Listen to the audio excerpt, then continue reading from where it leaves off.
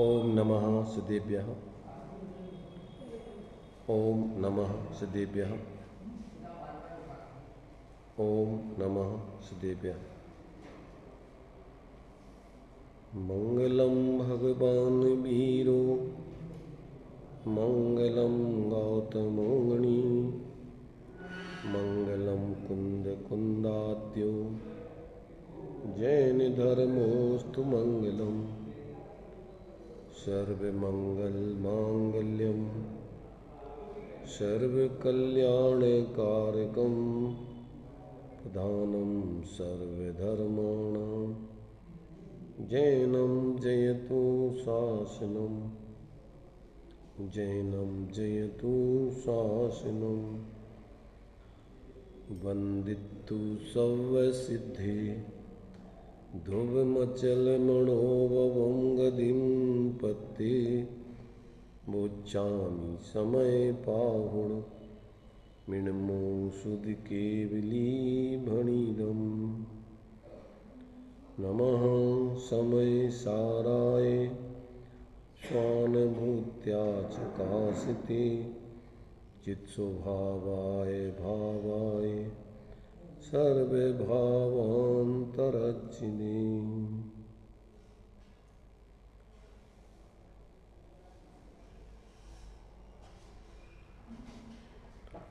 संवर अधिकार की अंतिम 3 गाथाएं अपनी उपसंहार के रूप में चल रही हैं। इसमें संवर का क्रम स्पष्ट किया है। तो यहाँ इस 3 गाथाओं की अपन ने कल चर्चा की थी, टीका भी पढ़ी थी। आगे भावार्थ आचार्य अमृतचंद्र के श्लोक और जयसेन स्वामी की तात्पर्य वृत्ति के माध्यम से अब इन 3 गाथाओं के ऊपर अपन विचार करेंगे, क्योंकि ये गाथाएं बहुत ही महत्वपूर्ण हैं। अपने आत्मकल्याण के लिए इनका स्वरूप समझ करके अपने जीवन में प्रयोग करना आवश्यक है। इसके बिना कोई भी जीव वास्तव में धर्म के मार्ग पर, सुख के मार्ग पर, शांति के मार्ग पर चल नहीं सकता है और यथार्थ शांति को प्राप्त नहीं कर सकता है। तो इसके स्वरूप को अपन को यहाँ पर अभी द्रव्य श्रुत के माध्यम से अपने भाव श्रुतक ज्ञान में समझ करके और फिर अंदर में अपने उस भाव श्रुतक ज्ञान से अपने उस एकत्र भक्त आत्मा को अंदर ग्रहण करके जब उसकी आराधना होती है तभी अपने लिए वास्तव में वो स्वास्थ्य धर्म, वस्तु स्वरूप धर्म अपने जीवन में अनुभव में आता है और वो अनुभव ही धर्म है। और ऐसा अनुभव जब तक जीवन में प्रकट नहीं होता तब तक धर्म के नाम पर सब भ्रम है। अपन देख ही रहे हैं धर्म के नाम पर कितना तांडव मचा हुआ है। चारों तरफ धर्म के नाम पर हिंसा व्यक्ति करता रहता है, अपनी आत्महिंसा भी करता है और अन्य दूसरों के प्राण पीड़ित करने में निमित्त बनता है।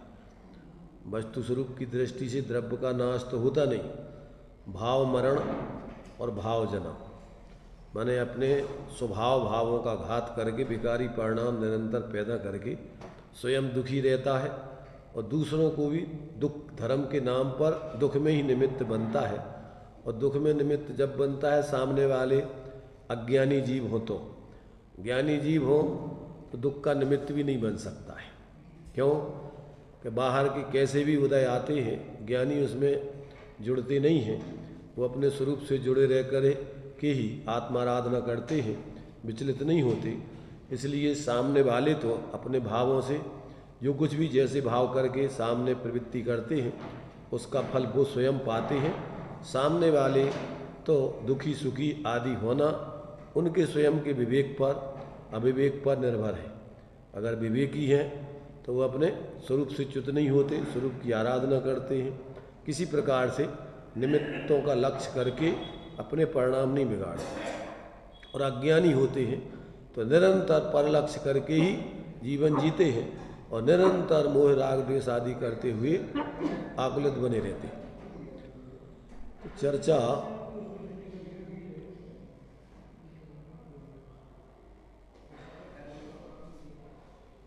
चर्चा यहाँ भावार्थ के माध्यम से अपन देखिए इस संवर तत्व के संबंध में बहुत ही सुंदर स्पष्टीकरण आचार्यों ने ज्ञानियों ने दिया है। उसको अपन देखते हैं कहाँ से संवर का मार्ग यानी मोक्ष का मार्ग, शांति का मार्ग प्रारंभ होता है, कैसे होता है। तो यहाँ भावार्थ में जो बात दी है देखिए, जीव के जब तक आत्मा और कर्म के एकत्व का आशय है, भेद विज्ञान नहीं है, तब तक मिथ्यात्व, अज्ञान, आवृत्ति और योग स्वरूप अध्यवसान बरतते हैं। क्या कहा? जब तक जीव को क्या होता है, कर्म और आत्मा का एकत्व का अध्यास कहो, भेद विज्ञान का अभाव कहो या भ्रम कहो, जब तक ये रहता है तब तक जीव के मिथ्यात्व, अज्ञान, आवृत्ति, योग स्वरूप अध्यवसान, विकारी परिणाम निरंतर ये बरतते ही रहते हैं। और ये अध्यवसान क्या है? राग द्वेष रूप होते हैं। ये अध्यवसान फिर राग द्वेष मोह रूप, ये आश्रव भाव रूप, इनका परिवर्तन निरंतर चलता रहता है। देखो इसमें क्या है, दो तरीके से यहाँ पर अपन को यहाँ समझना है। एक तो कर्म के उदय में होने वाले भाव, और एक फिर कर्म बंध के कारण रूप भाव। ये दो प्रकार के भाव हैं। तो ये कर्म के उदय में होने वाले भाव, इनको यहाँ पर बोल रहे हैं ये अध्यवसान भाव, और अध्यवसान भाव पूर्वक फिर राग द्वेष मोह रूप आश्रव भाव होते हैं, और आश्रव भावों से फिर कर्म बंधता है, और कर्म से नो कर्म शरीर आदि उत्पन्न होते हैं, और नो कर्मों से संसार चलता है। ये श्रृंखला है। क्या श्रृंखला है? अनादिकाल से जीव संसार दशा में विद्यमान है, उसके कर्म का उदय चल ही रहा है, और भेद विज्ञान के अभाव में कर्म के उदय में जुड़ के भाव हो ही रहे हैं। उनको बोल रहे यहाँ अध्यवसान के भाव, मिथ्यात्व पूर्वक, अज्ञान पूर्वक होने वाले भाव, ये सब अध्यवसान के भाव है। तो कर्म के उदय से होने वाले भाव और कर्म के बंध के होने वाले भाव, मैंने ऐसा सोचो अपन कि अपन भोजन करें और भोजन करावें। भोजन करने में अपनी बुद्धि लगे और भोजन कराने में बुद्धि लगे, अथवा भोजन बनावे और भोजन खावे। इन दोनों में क्या अंतर है? भोजन करना और कराना, और भोजन बनाना और भोजन खाना।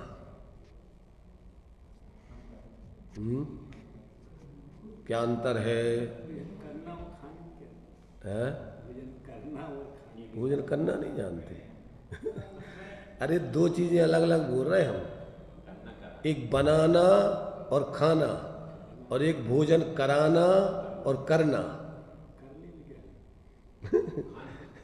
भोजन करने और कराने में अंतर नहीं। तुम हमें भोजन करा रहे और तुम खुद भोजन कर रहे, दोनों में अंतर नहीं समझ में आता है? तो इसमें अपने लिए उपयोग तो भोजन ही में लगा है ना। चाहे भोजन बना रहे हो और चाहे भोजन खा रहे हो, और चाहे भोजन करा रहे हो और चाहे भोजन कर रहे हो, आपकी परिणति कहाँ लगी हुई है? भोजन ही में। तो कर्म के उदय में आप जुड़ रहे हो या कर्म कर रहे हो? कर्म बंध का कारणकारी, यानी ऐसा सोचो कि कर्म के उदय में कर्म फल को भोग रहे हो या कर्म बंध के कारण कर्मों को कर रहे हो। तो दोनों का भाव तो बाहर कर्म ही में लगा हुआ है। इन दोनों को अपन को अज्ञान भाव कहा है। कर्म चेतना और कर्म फल चेतना दोनों अज्ञान भाव है। ज्ञान स्वरूप आत्मा का अनुभव नहीं है इसमें। दोनों ही दुख रूप है, आकुलता रूप है, बंध के कारण है और बंध के कार्य रूप है। दोनों ऐसा कहो, उदय की तरफ से उसी को बंध का कार्य कहते हैं और आगे के बंध का कारण होने से बंध का कारण कहते हैं। तो ये जो विकारी भाव हैं ये दो के बीच में है। कर्म के उदय से हो रहे हैं और कर्म बंध के कारण बन रहे हैं। तब उन्हीं को अपन कर्म के उदय की तरफ से कहो तो कर्म फल चेतना है और बंध की तरफ से कहो तो कर्म चेतना है। ज्ञान चेतना नहीं है, बस इतना है। और ज्ञान चेतना ही मोक्ष मार्ग है, शांति का मार्ग है। और ये दोनों प्रकार की अज्ञान चेतना है। तो जो अपन पर में तुम क्या कर रहे हो उसके नाम कितने दिए जाएंगे? वो सब अपने स्वरूप को छोड़ के बाकी पर में जुड़े हो और एकत्र पूर्वक, तो सब अध्यवसान भाव है, मिथ्यात्व के भाव है। अब वो मिथ्यात्व के भाव में श्रद्धान है कि ज्ञान है कि आचरण है कि वीर, अब उसका विभाजन करो एक एक गुण के आधार पर। सामान्य रूप से उनको मिथ्या भाव बोलते हैं। मिथ्या भाव माने अपने आत्मा के स्वभाव नहीं है, आत्मा के स्वाश्रित परिणाम नहीं है। तो अब ये जो है ये कह रहे कि जब कर्म में ये कर्म, अब तुम्हारे कर्म में उदय है वह अध्यवसान है, बंध के कारण है तो वे राग द्वेष मोह के भाव है। तो ये जो है ऐसा जब तक ज्ञान में विभाग नहीं होता है, वो ज्ञान आत्मा का है, आत्मा है, वो ज्ञान कर्म रूप नहीं होता है और कर्म के उदय के भाव जो आश्रय भाव हो रहे उन रूप नहीं होता है। ज्ञान ही रूप रहता है। अब उसमें भ्रम खड़ा होता है, जैसे मैं इस रूप हो गया हूं। किस रूप हो गया? शरीर आदि रूप, राग आदि रूप, सुख दुख रूप। कर्म के उदय के फल को सुख दुख रूप कह रहे हैं और कर्म बंध के कारण अपन राग द्वेष मोह के भाव कह रहे हैं। तो मूल में तो अपने भावों में ये चलेगा, पर में तो पर तो अपन निमित्त की तरफ से कथन है। कर्म के उदय के भाव भी अपने में होंगे और कर्म बंध के भाव भी अपने में होंगे। दोनों भाव अज्ञान भाव हैं। समझ में आ रहा कि नहीं आ रहा? अभी 387, 88, 89 गाथा की टीका अपन ने पढ़ी थी। आत्मा की ज्ञान चेतना और अज्ञान चेतना, दो चेतनाएं होती हैं। फिर अज्ञान चेतना की दो भेद किए थे। कौन सी? एक कर्म चेतना, एक कर्म फल चेतना। कर्म चेतना किसे कहते हैं? कि ज्ञान के अलावा मैं और कुछ कर रहा हूं, किया है, करूंगा, ऐसा जानना, इसका नाम है कर्म फल चेतना, कर्म चेतना। और ज्ञान के अलावा मैं कुछ भोग रहा हूं, भोगा है, भोगूंगा, ये कौन सी चेतना है? ये कर्म फल चेतना है।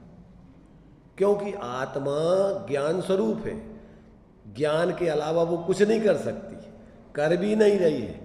इसी का नाम है भ्रम। अन्य रूप जो ज्ञान स्वरूप ही है वो, और अपन मान रहे हैं अन्य रूप, राग आदि रूप, सुखी दुखी रूप, शरीर आदि रूप। उसको दो प्रकार से अपन, एक बोलते हैं ज्ञेय ज्ञायक संकर दोष और एक बोलते हैं भाव भावक संकर दोष। तो संयोगों में जो ज्ञान, संयोगों के निमित्त से जो जानपना ज्ञेयाकार रूप व्यवहार से है तो वो ज्ञान, उसमें एकत्व बुद्धि करना, उसका नाम है ज्ञेय ज्ञायक संकर दोष। ज्ञान और ज्ञेयों को भिन्न नहीं जान के दोनों को एक मान लेना, उसका नाम है ज्ञेय ज्ञायक संकर दोष।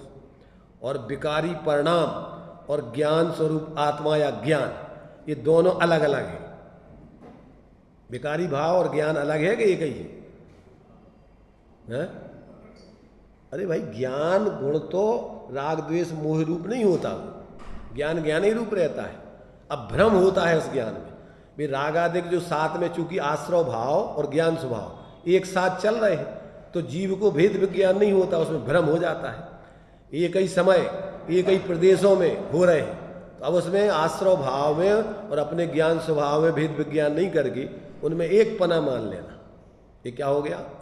ये भाव भावक संकर दोष। कर्म के उदय से होने वाले भावों में और ज्ञान स्वरूप आत्मा में एक पना मान लेना, इसका नाम भाव भावक संकर दोष। अब ये दो दोष संसार का मूल कारण है। आचार्य अमृतचंद देव ने पुरुषार्थ सिद्धि उपाय में 14वें नंबर के श्लोक में संसार का मूल बताया। एव मयम कर्म कृतई भावई असमाहितोपि संयुक्ते प्रतिभाति बालसानाम सा प्रतिभाषा एव खलु भव बीजम। सा प्रतिभाषा क्या है? वो ऐसा असंयुक्त होने पर भी कर्मकृत भाव कौन से? दो प्रकार के, आघातीय कर्मों के निमित्त से मिलने वाले शरीर आदि और घातीय कर्म के निमित्त से होने वाले मोह राग देश आदि है। तो ये असंयुक्त ज्ञान स्वरूप आत्मा से, और क्या मानना इनको? संयुक्त प्रतिभाति। ऐसे लगता है जैसे यही मैं हूं, किसी रूप अपने को अनुभव। ये संसार का कहते हैं मूल कारण है। क्या है? एवं मयम कर्म कृतई भावई असमाहितोपि संयुक्त प्रतिभाति बालसाना। किनको लगता है ये? बालसाना माने मूर्ख जीवों को, अज्ञानी मिथ्या दृष्टि जीवों को, सम्यक दृष्टि को नहीं। और सा प्रतिभाषा एव खलु भव बीजम। संसार का मूल बीज क्या है? ये प्रतिभास, ये अज्ञान भेद विज्ञान का अभाव, ये ही तुम्हारे संसार का मूल बीज है। यहां से तुम्हारे फिर मिथ्यात, फिर अज्ञान, फिर अवरति, फिर योग, ये सारे विकारी परिणाम तुम्हारे जीवन में चलेंगे। जहां से भेद विज्ञान होगा, आत्मज्ञान होगा, वहां से ये अध्यवसान के भाव अभाव होगा। अध्यवसान भावों के अभाव में राग द्वेष आदि आश्रव भावों का अभाव होगा। आश्रव भावों के अभाव में कर्मों का आश्रव आना बंद होगा। कर्मों के आने से बंद होने से नो कर्मों का भी प्राप्त होना बंद होगा। नो कर्मों के नहीं मिलने से शरीर का अंत होगा, और नो कर्मों के अभाव होने से संसार का अभाव होगा, और संसार का अभाव होने से खत्म, चतुर्गति परिभ्रमण खत्म हो गया, जीव सुखी हो गया। तो देखो, काम तो अंदर करना है, बाहर में कहीं कोई धर्म है नहीं, सब एक है। भाव भेद है, अकेला भाव भेद है। उसके लिए प्रदेश भेद भी कह रहे वे। कौन सी अपेक्षा? भाव भेद की अपेक्षा। ऐसा प्रदेश दो वस्तुओं वाला नहीं समझना। एक ही वस्तु में चूंकि ज्ञान चल रहा है और उसी में राग चल रहा है, तो वो जहां ज्ञान चल रहा है वो जब राग रूप नहीं हुआ तो उसमें कुछ पृथकता होगी कि नहीं होगी? तो उस अपेक्षा से भाव भेद से उसको चतुष्टय भेद कर दिया कि उसका द्रव्यपना अलग है, उसका क्षेत्रपना अलग है, उसका अपना परिणामन अलग है, और उसका भाव अलग है। भाव माने उसके गुण अलग है।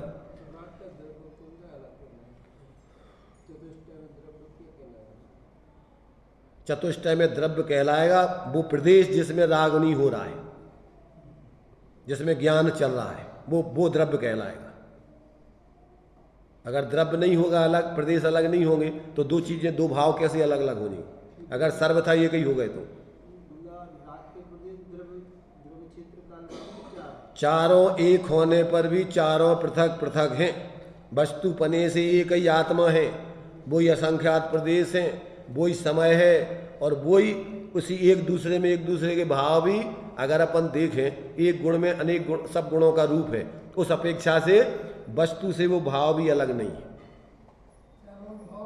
तो उस अपेक्षा से वो द्रव्य पूरा का पूरा जिस समय जो परिणमित हो रहा उस अशुद्धता की अपेक्षा उसको अशुद्ध ही कहेंगे। सोहो जुत्तो सोहो, असो जुत्तो असो, और शुद्धो जुत्तो शुद्ध। और जब ज्ञान की अपेक्षा कहेंगे तो शुद्ध ही कहेंगे उसी समय। तभी उस अगर नहीं होगा तो फिर आश्रय किसका करोगे और कैसे आपको जो है मोक्ष मार्ग खड़ा करोगे? जो अपन ने द्रव्य संग्रह में पढ़ा, क्या पढ़ा? मग्गण गुण ठाणे हिये 14 हवंती तय अशुद्ध नया बिण्डेया संसारी सब्बे शुद्धाहु शुद्ध नया। जो संसारी पर्यार्थिक नय से मार्गणाव गुणस्थान आदि रूप हैं, जीव समास रूप हैं, वे जीव शुद्ध निश्चय नय से देखने पर वे शुद्ध ज्ञान स्वरूप है, वे अन्य रूप नहीं हुए कोई। और अगर ऐसा नहीं हो तो फिर ये बताओ कि अब किसके आश्रय से शुद्धता प्रकट करोगे? जो जानता है शुद्ध को, अशुद्धता को, पर्याय में शुद्धता किसकी दम पे लाओगे? तो जो ध्रुव स्वभाव है, वस्तु में दो पने हैं, एक नित्य स्वभाव, एक अनित्य स्वभाव। तो नित्य स्वभाव में अगर नित्य स्वभाव तो एक रूप रहता है, तो उसमें परिणमन ही नहीं होता, तो उसमें शुद्धता शुद्धता का क्या सवाल? तो द्रव्य पने से कहो, गुण पने से कहो, क्या है? वस्तु ज्यों की त्यों रहती है और पर्याय पने से बदलती रहती है। तो ये दो धर्म वस्तु में है। तो जो अपन अपने को द्रव्य पने से देखो तो एक रूप वस्तु सदा ज्ञान स्वरूप भाषित होगी, नित्य भाषित। और जब पर्याय पने से देखो तो अज्ञान दशा में निरंतर पर में मूर्छित होकर मोह राग देश आदि कर रही है। तो उस अपेक्षा से जिस समय वो अशुद्ध है उसी समय शुद्ध भी है। क्या है उस समय? जिस समय वो अशुद्ध है उसी समय वो शुद्ध भी है। तो जैसे ही अपन परावलंबन छोड़ के अपने ज्ञान लक्षण से लक्षित उस ज्ञान में ज्ञान स्वरूप आत्मा को देखेंगे तो अपनो मोह राग देश भाव आदि पर्याय में न होकर सम्यक दर्शन ज्ञान चारित्र की प्राप्ति होकर मोक्ष मार्ग प्रकट हो जाएगा। तो ये तो कला है। कौन सी कला है? माने ये जो है अपने ज्ञान में वो ज्ञान या तो अपने को राग आदिक शरीर आदि रूप जाने या अपने को ज्ञान स्वरूप जान करके अंदर आत्मा का अनुभव करे। क्या क्या करे वो? या तो वो ज्ञान स्वरूप आत्मा में एक जुड़ की अपना उपयोग बदलना है सर, दृष्टिकोण बदलना है सर। जो दरवाजा क्या है आउटडोर है वही दरवाजा इंडोर है। दो दरवाजे नहीं है, एक ही दरवाजा है। तो जब वो बाहर की तरफ मुंह करके बाहर की तरफ उधर से बाहर जाता है तो वो आउटडोर, और जब बाहर से अंदर की तरफ आता है तो वो इंडोर। तो वही उपयोग अपना जब अंतर में झुक जाता है तो अंतरात्मा, उसी में पूर्ण लीन हो गया तो परमात्मा। और वही उपयोग जब बाहर में जुड़ा रहता है, शरीर आदि को अपना जानता मानता है, उसी का नाम बहिरात्मा। दो आत्मा नहीं है, वही आत्मा। जब अपने को बाहर में एकत्व मत करेगा तो वही पर्याय में बहिरात्मा हो गया। आत्मा आत्मा ही रहेगा, पुत्र पुत्र ही रहेगा। तो पुत्र सुपुत्र तो उसके कार्यों के आधार पर नाम पड़ता है। सामान्य से वो पुत्र क्या है? अगर उसको कार्यों को नहीं देखो तो क्या है वो पुत्र है। ऐसे ही सब जीव है सामान्य से, परंतु बहिरात्मा क्यों है? क्योंकि अपने को जीव रूप अंदर में अनुभव नहीं करके शरीर आदि राग आदि रूप अनुभव कर रहे, वे बहिरात्मा बन गए पर्याय में। कुछ आता जाता नहीं है, सिर्फ भ्रम खड़ा होता है। इस भ्रम का संसार है। कौन सा रोग है जीवों को? भ्रम रोग है अकेला। और ये भ्रम गया और भ्रमण गया, कहीं कुछ आना जाना नहीं है अपने में। अंदर में अपनी मूर्ता टूटी और ज्ञान स्वरूप आत्मा तो था ही। अंदर में आनंद है, फिर शांति है, निराकुलता है, वहां है क्या कुछ? तो धर्म में करना तो ये है, और धर्म के नाम पर अपन क्या करते रहते? धर्म के नाम पर अकेले अंदर में जो करना है वो नहीं करके बाकी सब करते हैं। जो भेद विज्ञान करके अपने स्वरूप का अनुभव करना है, भेद विज्ञान सविकल्प और भेद विज्ञान निर्विकल्प। जिस भांति प्रज्ञा छेनी से पर से विभक्त किया ये सविकल्प, और फिर उसी से अपने आत्मा को ज्ञान में ग्रहण करना वो निर्विकल्प भेद विज्ञान, पक्षाधिकरण। तो जब तक आपको अंदर में अपने ज्ञान को आत्मा से अभेद होकर निर्विकल्प, उसके संग अतीन्द्रिय आनंद आएगा। उसका लक्षण है आत्मानुभूति का। ज्ञानानंद सुधार सोमगे घट अंतर न समावे जब ने जातम। आत्मा का अनुभव आए और अतीन्द्रिय आनंद सर्वांग से ना आवे, ऐसा संभव है।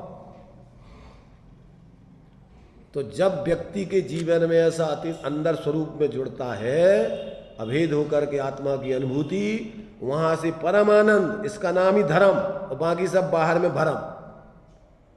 अब उस धर्म के साथ जो अपने साधना के अनुकूल निमित्त और सहचर व्यवहार है, उसमें प्रवृत्ति करते हुए गुणस्थान प्रमाण, क्योंकि वो निर्वृत्ति बाहर से निर्वृत्ति पापों की निर्वृत्ति आदि करके और स्वरूप की विशेष प्रवृत्ति बनती है गुणस्थान प्रमाण। जब आपको विशेष स्वरूप की लीनता करना है चारित्र में, तो बाहर में संपूर्ण परिग्रह आदि से आप छोड़ के विकल्प और अपने पूर्ण रूप से बिल्कुल बाहर में निष्परिग्रही होकर और फिर स्वरूप की उत्कृष्ट साधना करोगे, तब जाकर के आपको स्वरूप की विशेष गुणस्थान प्रमाण लीनता होगी। माने मिथ्यात्व का भाव तो आप जिस परिस्थिति में हो उस परिस्थिति में भ्रम तोड़ के अंदर में अपने स्वरूप का अनुभव करके प्रतीति करके कर सकते हो। अनंत आनंदी की आवाज है, चारों गति के जीव कर सकते हैं, उसमें कोई बाधा नहीं। पाप महापाप का उदय हो साथ में नरक का, और चाहे 9वें गिरवेग का पुण्य उदय हो साथ ही मतलब महापुण्य का उदय हो व्यवहार, तो वहां पर भी उस पुण्य के उदय से हटकर, उधर भी पाप के उदय से हटकर अपने उपयोग को स्वरूप अनुभव न करके अंदर में अपने को ज्ञान स्वरूप अनुभव करो, तो अनंत आनंदी के अभावजन उतनी अतीन्द्रिय शांति और मिथ्यात्व का नाश तो चारों गति के जीव कर सकते। पर विशेष स्वरूप की लीनता करने के लिए आपको साथ में बाहर से निर्वृत्ति भी होती है, एक देश और सकल देश पूर्ण रूपेण। वो उत्कृष्ट साधना आप आगे मनुष्य पर्याय में ही कर सकते, त्रियंच पर्याय में औपचारिक है। जो विशेष 11 प्रतिमाओं की साधना है पंचम गुण स्थान की, एलक छुल्लक आदि जैसी, वैसी साधना आप त्रियंच गति में नहीं कर सकते। त्रियंच गति में तो आप यथा संभव यथा लभ जो परिस्थिति है उसमें पंचम गुण स्थान की सामान्य साधना कर सकते। तो ऐसी जो है स्थिति जब तक जीव के अंदर में ये नहीं करता है तब तक भ्रम जीवन में रहता है, अपने बारे में, पर के बारे में, सुख के बारे में, दुख के बारे में, सुख के कारणों के बारे में, दुख के कारणों के बारे में, जिसको अपन बोलते हैं स्वरूप विपर्यास, भेदाभेद विपर्यास और कारण विपर्यास।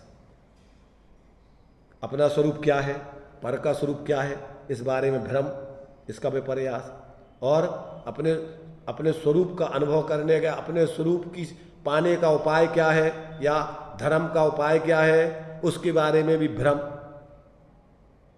जो कारण नहीं है, आश्रव भाव, शुभाशुभ भाव, उसको धर्म का कारण मानना, ये कारण विपर्यास।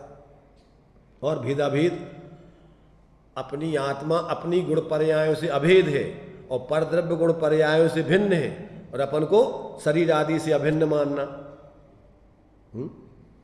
क्या अपने को अपने से अभिन्न नहीं मानना, और अपने से पर से अपने को अभिन्न मानना, या विभाव भाव से कथनचित भिन्न है, और अपना आत्मा वास्तव में तो अपना द्रव्य रूप है, और पर्याय में भी शुद्ध पर्याय अपनी आत्मा के अवलंबन से होती है और आत्मा की सिद्धि होती है उसमें।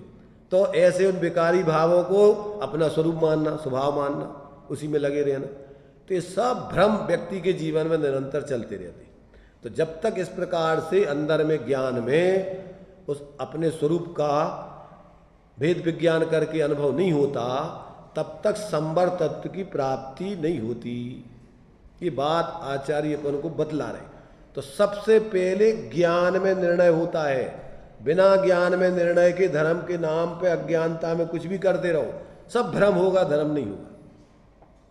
जो बिन ज्ञान क्रिया बगा है, बिना समझे कुछ भी करो, धर्म हो सकता है कि नहीं? जब तुम धर्म का स्वरूप, धर्मी का स्वरूप नहीं जानो, उसका अवलंबन करने की विधि नहीं जानो, तो धर्म कैसे हो जाएगा? इसलिए बिना समझे हुए जो लोग 6 द्रव्य 7 तत्व जो जैन धर्म के मूल है, जब तक इनको नहीं समझेंगे और कछु भी धर्म करत रहो, पार्टी में शामिल हो गए, सब भ्रम है, गृहीत मिथ्यात्व है। इस काल में 6 के संबंध में देव गुरु धर्म आप तागम पदार्थ, तो जब तक आप इन 6 के संबंध में भगवान जिनेन्द्र के द्वारा बताया हुआ वस्तु का स्वरूप नहीं समझोगे, तब तक उनमें एकांत, विपरीत, विनय, संशय, अज्ञान, ये 5 प्रकार का गृहीत मिथ्यात्व। और 6 के संबंध में, कौन के संबंध में?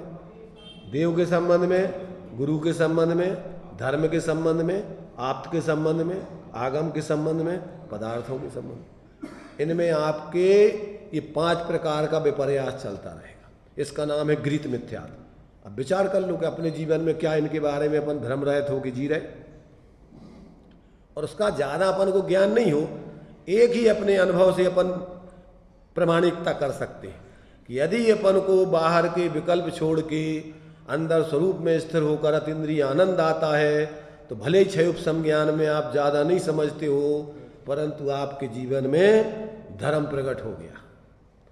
और संक्षेप में आप इतना जानोगे कि भैया ये जहाँ जिसके अवलंबन से अंदर शांति मिलती है तो मैं ही हूँ, और ये बाहर में जितने अपन को चीज़ें हैं ये सब अपने से भिन्न है, और जो अंदर में अपन स्थिर होते हैं जितना उतनी शांति है ये धर्म है, और जितना बाहर की तरफ अपन जुड़ते हैं उतनी आकुलता है ये अधर्म है। इतना भाव भाषण सभी सम्यक दृष्टियों को सामान्य से होगा। कितना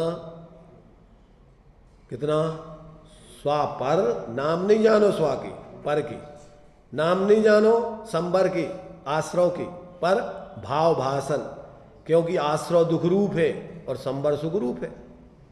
संबर कैसा है? जिन पुण्य पाप नहीं कीना, आत्म अनुभव चिति दीना, तिन ही विधि आवत रोके, संबर लय सुख। संबर में सुख है, माने संबर माने आसवों से पृथक होके अपने स्वरूप में जुड़ करके जीना।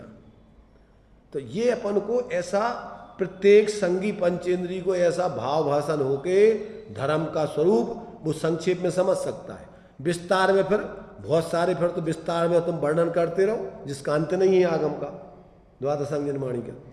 तो ये जो है यहाँ अपन को कि जब तक जीव को भेद विज्ञान नहीं होता है, काय का? स्वपर का, संक्षेप में कहें तो स्वपर का, और पर में परभाव भी पर में चले जाते।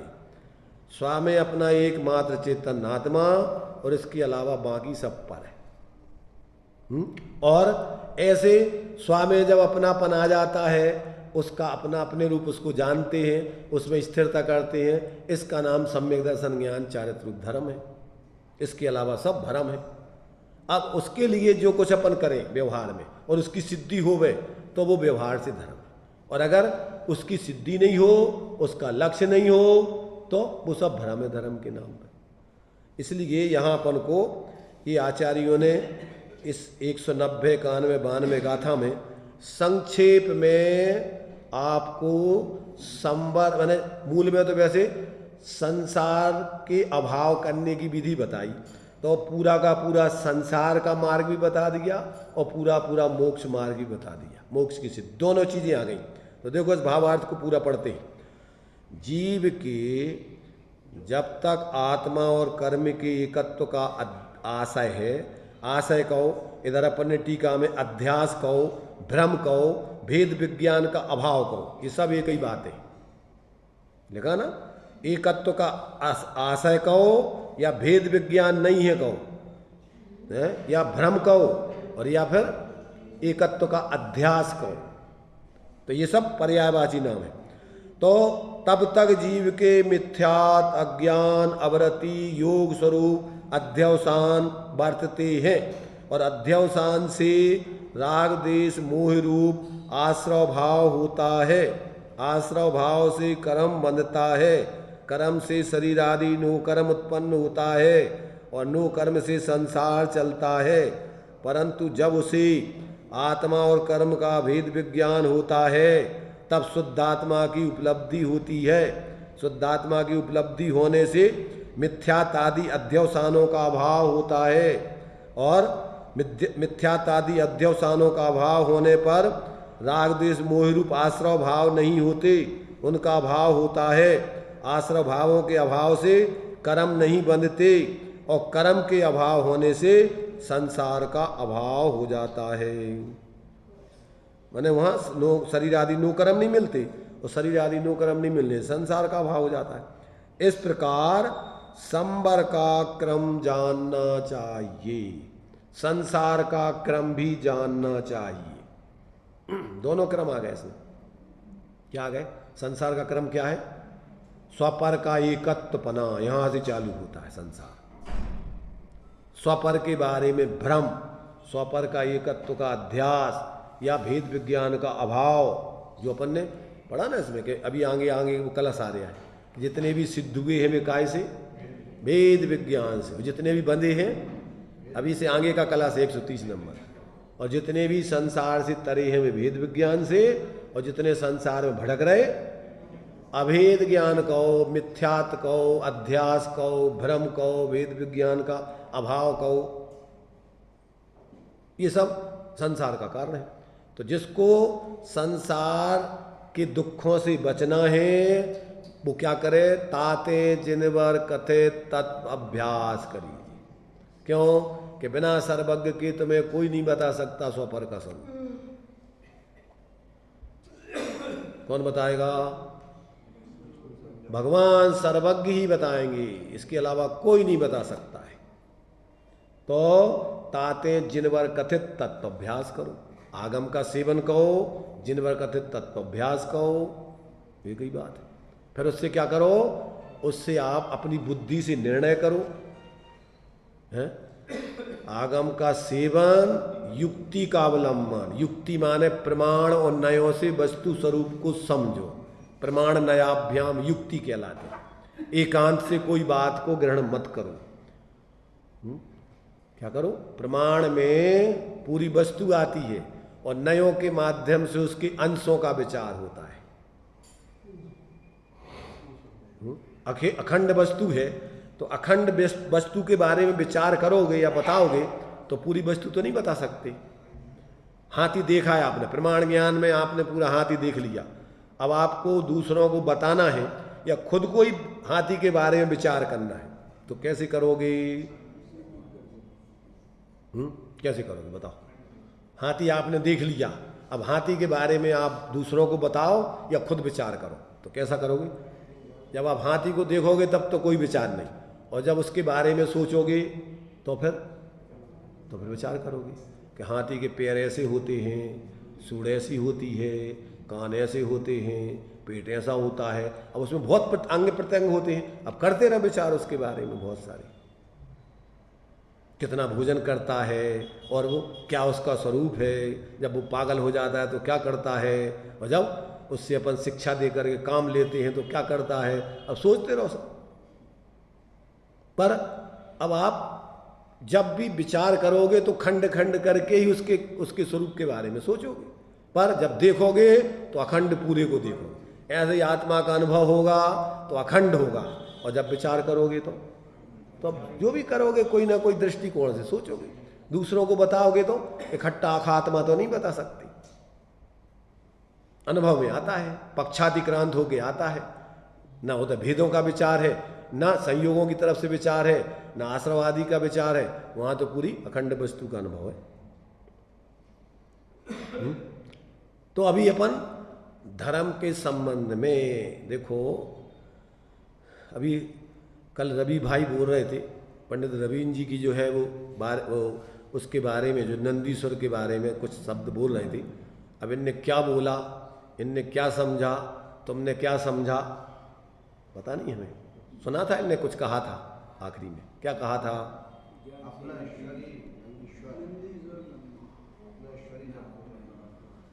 देखो बोलने वाले ने क्या बोला, तुमने क्या अर्थ समझा, उसका क्या स्वरूप समझना। अपन ऐसे ही होता है, धजी के सांप बन जाते हैं कभी कभी। उनका भाव तो ये था, नंदीश्वर जानते किसे कहते हैं? देखो अपन ये बोलते ज्ञानानंद है, तो ज्ञानानंद बोलते, तो ज्ञानानंदी शुद्ध स्वरूपी। तो नंद माने उसको जोड़ना आनंद, और नंद माने आनंद के ईश्वर माने उस आनंद के पूर्ण स्वामी भोक्ता। तो वे नंदीश्वर नने आनंद के भोक्ता ऐसे जो भगवान हैं अरहंत सिद्धादि। अब अपन उधर 8वें दीप में किसकी पूजा करते हैं? किनकी करते हैं? देव जो जाते हैं तो वे काय के लाने जाते होते हैं? वे उन अरहंत भगवान के स्वरूप का विचार करके बंदे तद्गुण लब्ध है। हमें भी ऐसा परम आनंद प्रकट हो।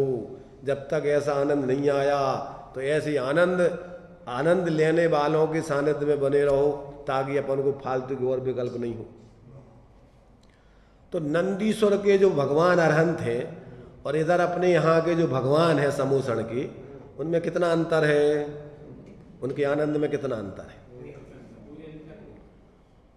तो अपन इन भगवान वे भी मूर्तियां ही हैं, अकृत्रिम है, ये कृत्रिम है, अंतर, पर उनका स्वरूप तो बताने के लिए वे चाहे अकृत्रिम हो चाहे कृत्रिम हो, स्वरूप तो उनका दोइयों का एक ही बताने वाले हैं। अब अपन को जितने धर्म के साधन हैं वे सब वीतराग विज्ञानता की सिद्धि कराने के लिए होते हैं, चाहे वो 10 लक्षण पर्व हो, चाहे 16 कारण पर्व हो, चाहे नंदीश्वर पर्व हो, जितने भी पर्व हैं उन सब में प्रयोजन क्या है, और वो विधि यहाँ बताई जा रही वीतराग विज्ञानता की। नंदीश्वर बनना है अगर तुम्हें तो कैसे बनोगे, आनंद के ईश्वर बनना है, परम भोक्ता बनना है, तो कैसे बनोगे, तो ये नंदीश्वर विधान की पूजा चल रही है अपनी के नहीं चल रही है, विधि बताई जा रही, आनंद को प्राप्त करने की विधि। जैसे सिद्ध चक्र मंडल विधान है तो सिद्धों के चक्र माने त्रिकालवर्ती होने वाले सिद्धों के समूह में सिद्ध चक्र मंडल, मंडल माने समूह, तो तीनों कालों में होने वाले सिद्धों के समूह में सिद्ध चक्र मंडल विधान, विधान माने विधि, उस मंडल में तुम्हें समूह में शामिल होना है तो किस विधि से होगी, तो वो विधि उसमें जिसमें बताई जाए उसका नाम है सिद्ध चक्र मंडल विधान। और उसमें अपन बाहर के चमत्कार देखें, कौन से, कि श्रीपाल का कोढ़ मिट गया था, और हम भी जो है अगर सिद्ध चक्र मंडल विधान कर लेंगे तो हमारी भी सारी दरिद्रता दूर हो जाएगी, हो जाएगी। पर सच्चे अर्थों में सिद्ध चक्र मंडल विधान का स्वरूप समझकर कि क्या है वो सिद्ध चक्र मंडल, अरे सिद्धों का समूह का सब, सिद्धों के त्रिकालवर्ती सिद्धों के समूह, उसका नाम सिद्ध चक्र मंडल, मंडल माने समूह, सिद्ध माने भगवान, अरहंत सिद्ध भगवान, पूर्ण शुद्ध दशा आत्मा की, और चक्र माने तीनों कालों में होने वाले, चक्र माने पहले हो चुके, अभी हो रहे, भविष्य में होंगे, तो ये चक्र हो गया त्रिकाल। तो अब तुम जो भी करोगे सभी का लक्ष्य अगर तुम्हारा ये वीतराग विज्ञानता हो तो वो व्यवहार है, और अगर उसका प्रयोजन तुम्हारा कुछ और हो तो क्या है वो मूढ़ता है धर्म की। धर्म के क्यों कि अगर परमार्थ के लक्ष्य से हो, परमार्थ के लिए, परमार्थ को लिए तो वो व्यवहार है, और परमार्थ को छोड़ के हो तो क्या है फिर वो, क्या है को व्यवहार, व्यवहार मूढ़ता है फिर तो। जिसके लिए शिखर जी जा रहे हैं और शिखर जी की रास्ता तुमने दूसरी धर ली तो तुम्हारी शिखर जी जाबो सही कहलाएगा कि नहीं, झूठा है। तो ऐसे जितना भी व्यवहार अगर वो परमार्थ के साथ है, उसकी शुद्धि और अपनी सुरक्षा के लिए और परमार्थ की सिद्धि के लिए तो वो व्यवहार है। और परमार्थ तो गोल है, गति तो चल रही है, और गंतव्य भूल गए कि हम कजाने कहाँ को जावे के निकले, घर से निकले और अब अपन सोच रहे कि जाने कहाँ जाने, तो हम काय के लाने आए थे। है? ऐसे ही कहीं ये धर्म के सारे अपने आयोजन में प्रयोजन तो नहीं भूल गए अपन। है? किस प्रयोजन से धर्म किया जाता है, लोगों ने, धर्मात्माओं ने किया है, और अपन किस प्रयोजन से कर रहे हैं। अपन को गंतव्य पता है, धर्म की गति तो चल रही, परंतु हमें कहाँ जाना है, इस धर्म से व्यवहार में करके क्या पाना है, क्या अपन को ध्यान में है, नहीं आ रही है समझ में। चर्चा काय की चल रही अपनी, संबर तत्व को समझने की। संबर तत्व माने आत्मा के अनुभव करने की विधि। संबर माने जिन पुण्य पाप नहीं की ना, आत्म अनुभव चित दीना, तिन ही विधि आवत रोके संबर लय। तो भेद विज्ञान से क्या होता है, आत्मोपलब्धि होती है, और आत्मोपलब्धि से संबर होता है। बिना आत्म उपलब्धि के संबर होता है? जिन पुण्य पाप नहीं की ना, आत्म अनुभव चित दीना, तो कर्मों से धर्म नहीं होता है, धर्मी आत्मा के अवलंबन से धर्म होता है। तो जब तक इस धर्मी आत्मा को जानकर उसका अवलंबन नहीं करें और अपन सोचे धर्म हो जाए, तो है संभव कि नहीं है? समझो भाई, अकेले लकीर के फकीर बन के अपना बहुमूल्य जीवन बर्बाद मत करना। इसके लिए जीवन नहीं मिला है, और धर्म से विपरीत चल रहा है उनकी तो कहना ही क्या है, उन विचारों का तो क्या है, भगवान देख रहा है। भगवान करता धरता तो है नहीं, जान रहा है कि इनकी तो बहुत दुर्दशा होने वाली है, जो धर्म से विपरीत चल के तीव्र कसाएं कर रहे हैं, धर्म के नाम पर दूसरों को सता रहे हैं, नेतागिरी कर रहे हैं, अपना लौकिक स्वार्थ साध रहे हैं, विषय कसायों का पोषण कर रहे हैं, धर्मांधता को धारण करके दूसरों को भी धर्मांधता में उलझा रहे हैं, तो उनकी क्या दशा होगी। कुछ लोगों को तो क्या है, ऊपर से जा रही होगी बात। कितने लोगों की हमारे बोलना जो है सुनाई दे रहा है। अनुभव भाई ये कह रहे सुनाई तो सबको दे रहा है। सबसे बड़ा अगर खतरा है तो इस नेतागिरी में खतरा है, समझ रहे ना। सबसे बड़ा खतरा है इनका, ऐसे लोगों का कभी कल्याण नहीं होता है। क्यों? भगवान भी नहीं कह सकते समोषण में कि सबकी समझ में आ रहा है।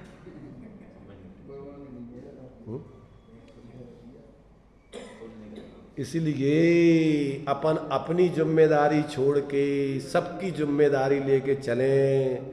ये धर्म के क्षेत्र में सबसे ज्यादा आत्मघाती कदम है। हम क्या कह रहे हैं, हम जा कह रहे हैं कि केवल ज्ञानी को भी जो समझ में नहीं आ तो सबकी समझ में आ रहा।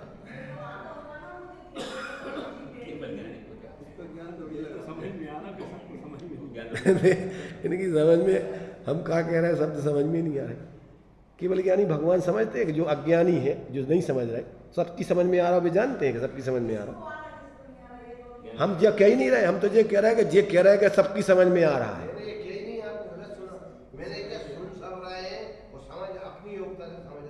अबे अपनी योग्यता जब तुमने अभी अभी अभी लगा दी। और सुनो, समझ में भी सबकी आ रहा है, ये भी गलत है तुम्हारा। सुनना भी सब लोग सुन रहे हैं, ये भी कहना गलत है। पहले ही वाक्य तुम्हारा गलत है। सबसे पहले कैसे तुम कह सकते हो कि सब सुन रहे हैं? सबका उपयोग यहाँ है, कहाँ कितनी कितनी बार कितना कहाँ भटक रहा है। इसलिए अपन को अपने बारे में ज्यादातर विचार करके अपने जीवन का शोधन की व्यवस्था है। दूसरों के जीवन के शोधन की कराने की व्यवस्था दूसरों के हाथ में नहीं है। प्रत्येक व्यक्ति अपना अपना कल्याण खुद कर सकता है। दूसरों का ना कल्याण कर सकता है ना कल्याण कर सकता है कोई। एक वस्तु दूसरी वस्तु की कुछ करता धरता है क्या? तो जब तक अपन को ऐसी वस्तु स्वतंत्रता का निर्णय करके, और जब तक अपनी ऐसी मिथ्या भ्रांति अंदर में जो कर्तृत्व पर का कर्तृत्व स्वामित्व आदि है, जब तक दिमाग से भूत नहीं निकालोगे, तब तक तो अपन को मिथ्याता भी मंद नहीं पड़ेगा, गलेगा नहीं। अपन को समझ में आना तो बहुत आगे की बात है। इसलिए देखो भाई, अपन को ये विषय बहुत गंभीर विषय है, समझ रहे ना। कांजी स्वामी से एक सामान्य धर्मधारी, तथाकथित धर्मधारी तीर्थ यात्रा के समय बुला के कहा कि हमें तुमसे धर्म की चर्चा करना है। अब व्यवहार में भी धर्म का वेश धारण किए हैं तो भैया लोग से विपरीत ना हो जाए, बुला रहे हैं तो अपन को चलने चाहिए। और वो चले गए कि चलो भाई क्या कहना चाह रहे हैं, मिल तो आए। पर वे तो मान के हाथी पे बैठे हुए, और भैया हम तुमसे समय सार के संबंध में चर्चा करना चाहते हैं। तो उनने कहा समय सार बहुत गंभीर शास्त्र छे। समय सार ऐसे समझ में जल्दी से नहीं आएगा। और खड़े खड़े तुम बढ़िया कुर्सी पे बैठे हो मंच पे, और हम खड़े हैं और हमसे तुम समझना चाह रहे हो, आ जाएगा समझ में? इसलिए उन्होंने कहा ऐसे में समय सार की चर्चा ऐसे नहीं होती खड़े खड़े। अरे नहीं, हम सब पढ़े हुए, हम सब जानते। तो उनको पहले तो प्रेम से कहा, फिर इसके बाद उनने कहा चलो, जो लोग साथ में गए थे ना, सबने तो मना किया था कि मत जाओ, पर उनने कहा नहीं, अपन को जब बुलाया है तो जाने चाहिए। न कहेंगे बहुत दम भी है ये आदमी, जाने पर देखा कि अभी पात्रता पकी नहीं है। इसलिए फिर वहाँ से उनने कहा चलो, हो गई चर्चा। वाद विवाद से पार पड़े एम न थी। क्या विषम बात करने से धर्म समझ में आ जाए, ऐसा नहीं है। जहाँ संवाद करने वाले प्रेम से, विनय से, रुचि से समझते, उनको ही समझ में मुश्किल से आता है। तो फिर जिनको समझना है ही नहीं, सिर्फ वाद विवाद करना है, नेतागिरी करना है, ऐसे लोगों को समझ में नहीं आएगा। इसलिए भैया चलो माध्यस्थ भावम, अपन को जिससे विचार मेल नहीं खाते उससे अपन को कोई कोई चर्चा फालतू नहीं करनी चाहिए। क्यों कि जीव नाना कर्म नाना लब्धि नाना, विद कहे अतिव वर्जित बाद है निज पर। अपने लोग हों चाहे बाहर के लोग, जहाँ अपन को लगे कि भैया यहाँ विसंवाद की स्थिति बनेगी, वहाँ अपन मध्यस्थ हो जाओ, ना अच्छा ना बुरा, तुम जानो तुम्हारा काम जाने। तुम जो समझते हो तो अच्छी बात है। अब हम नहीं समझ रहे तो नहीं समझ दो, हमारा कल्याण होगा, तुम्हें चिंता क्यों पड़ रही है।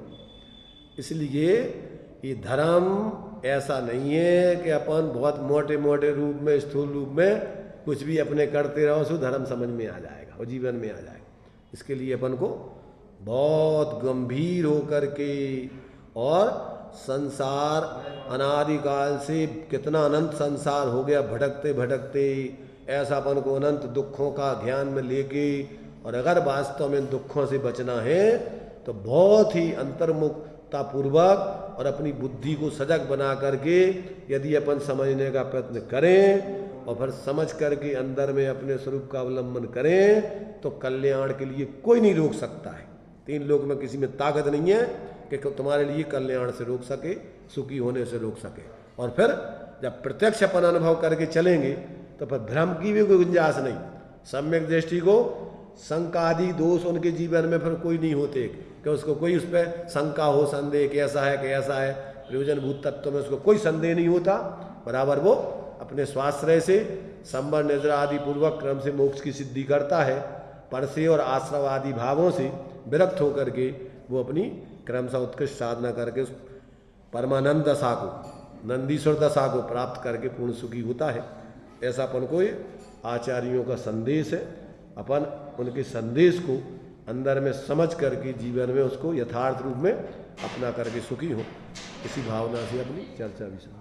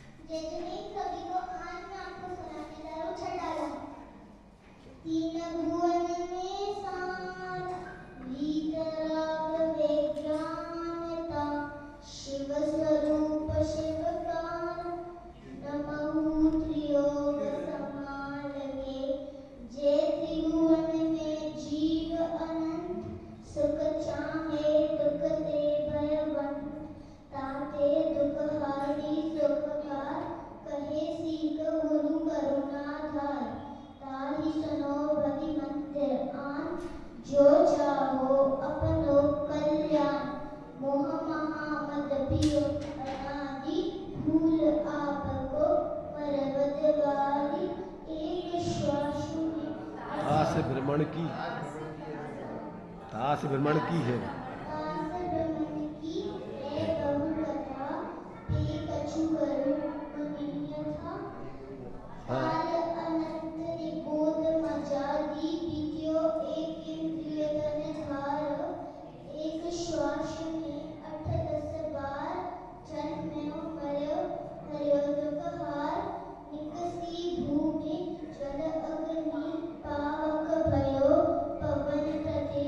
वनस्पति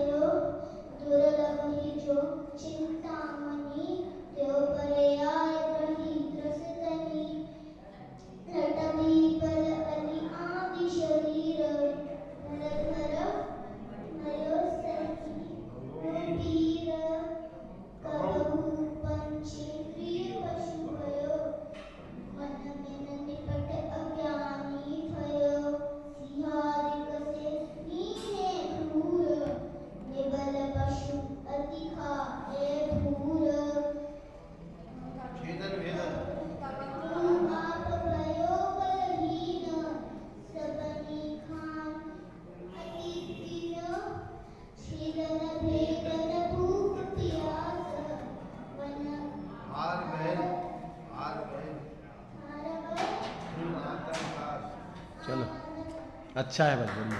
चलो। हम्म, हम्म, हम्म,